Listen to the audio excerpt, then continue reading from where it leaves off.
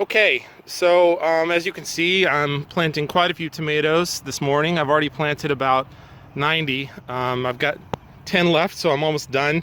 And I just want to give you a couple quick tips about planting tomatoes. Maybe the most important tip that I can give you has to do with the nature of tomatoes themselves. If you've ever dealt with tomatoes, you'll see that there are these very, very fine hairs running all the way up the stem. And tomatoes are very unique in the plant kingdom. Not every plant has meristematic cells, but that's what these are. There are meristematic cells running all the way up the side of this plant in these hairs, sometimes called adventitious cells. And what these will do is they will react to whatever environment they're in. So when these hairs are exposed to air and water, it kind of gives them an indication that they need to start forming foliage.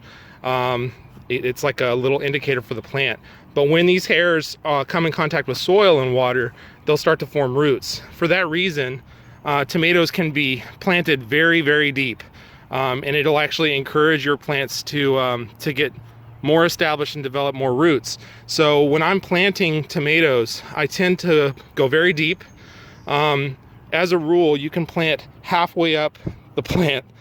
These plants have been nicely established, and they're about 1.5 feet tall from the root ball.